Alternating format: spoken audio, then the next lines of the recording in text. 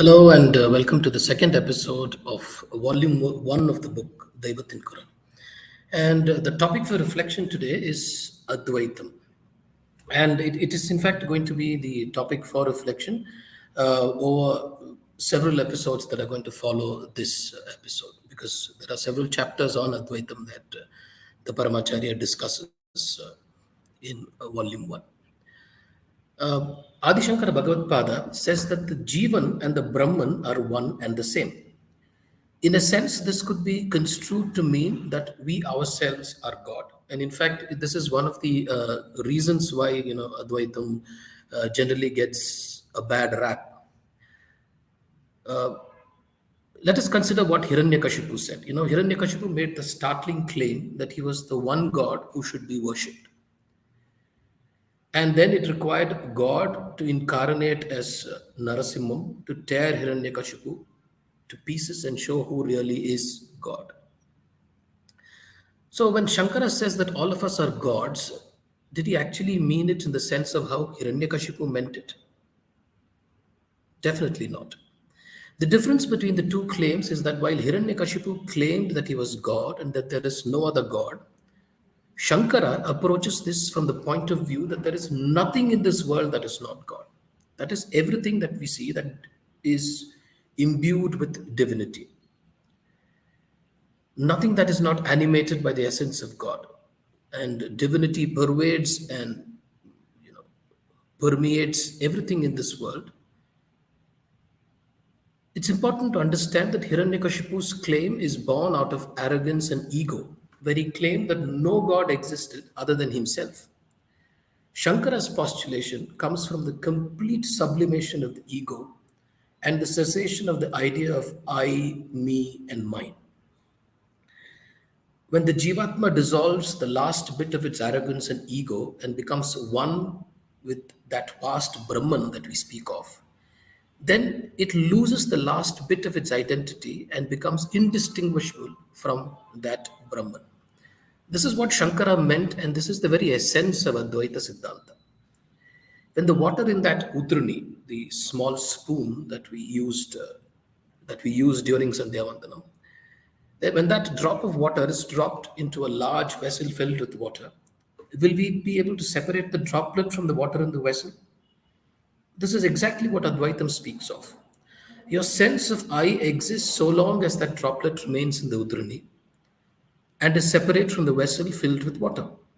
The moment the droplet drops into the water, where is the droplet?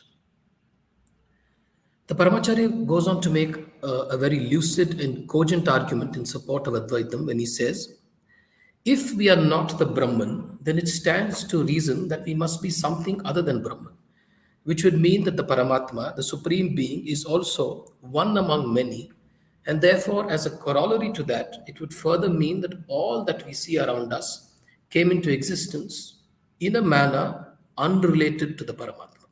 That sounds absurd. And how could this be acceptable? He can be Paramatman only if he is the sole power, the supreme being above all else. And then, if he is everything, then isn't he also us? Can we think of ourselves as different from the Paramatman? Therefore, it is not the Advaitans who are egoistic when they say that they too are Brahman, but those who in apparent humility state that they are puny jivans who are different from the Supreme Being, because inadvertently they make the mistake of differentiating themselves from the Paramatman and in the process limit the Paramatman's greatness. If we agree that it is He alone who pervades and permeates everyone and everything in the universe, then we must agree that He's not only in us, that we too are in essence Him. It is just that we haven't realized that truth as yet. He who is the ocean is also the water in the river, in the lake, pond, well, bucket, vessel, spoon, and the palm of one's hand. They are all water, differentiated only by the quantity and the container that contains them. He alone is the uncontainable expense, the Bruhat. A story from the Sri Ramakrishna Kathamrita comes to mind. Once a European gentleman asked Sri Ramakrishna, if God was with form or without form. Sri Ramakrishna replied that God is both with form and without form. He is like the ocean, which is largely water, but there are places where the water is solidified into ice. So, isn't the ocean with form as well as without form?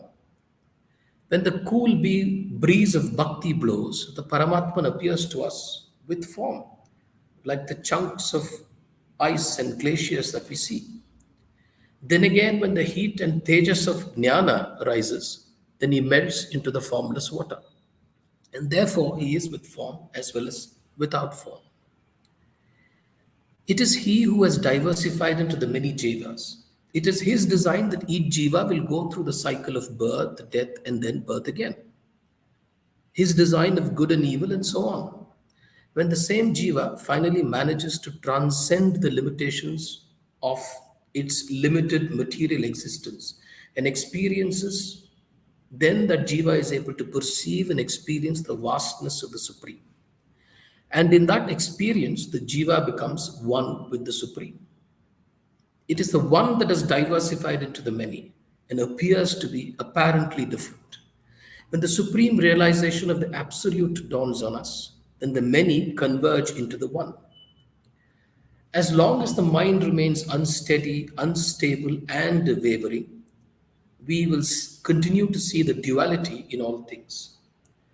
It is only natural to think of ourselves as small and insignificant in this wide and expansive universe. And it is also natural to see things as diverse and different. This is how we begin. We are small and he is big. He is the ocean and we are the spoonful of water. And then slowly over time through bhakti and questioning many things that we experience, we get to the point where the water in the spoon becomes part of the ocean. That is the flight of the lone to the alone.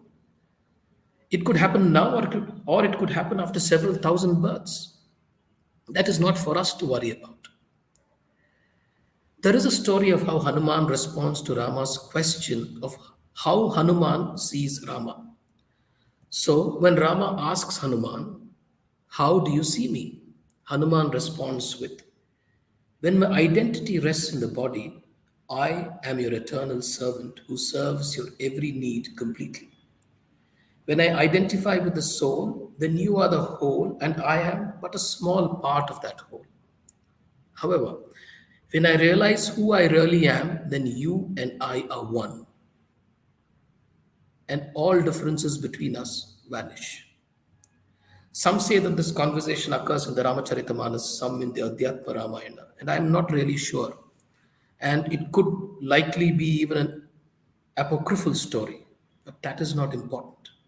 What is important is how the principle of Advaita, the unity and oneness beyond all apparent diversity, gets communicated by the wisest person in the universe, Hanuman. He says, "When I realize who I truly am, then all differences between us vanish," meaning Rama becomes Hanuman and Hanuman Rama. The differences are only contextual and graded and actually a function of our own progress on this path.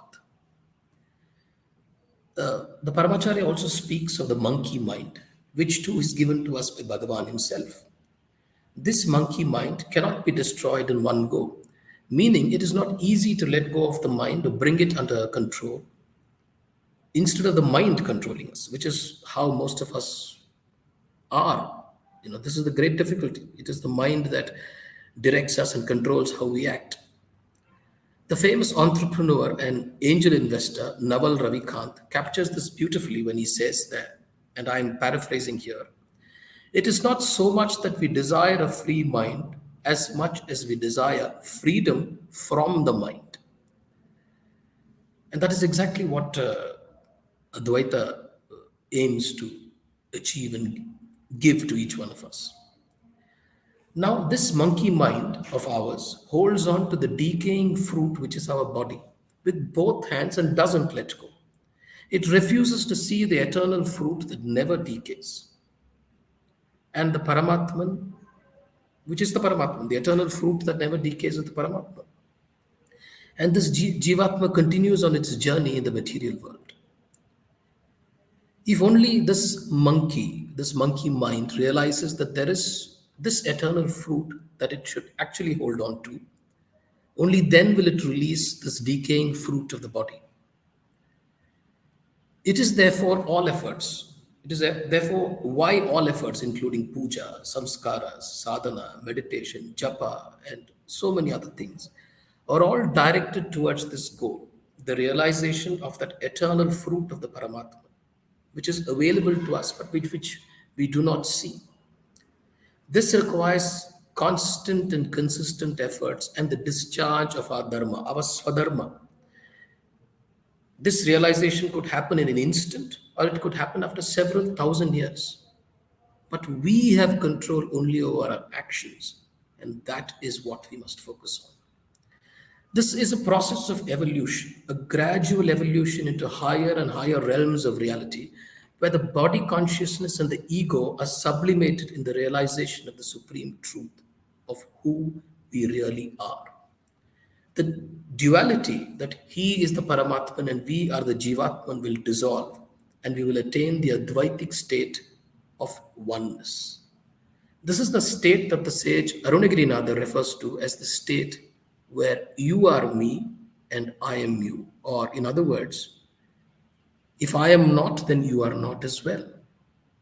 In fact, this is the culmination of Advaita.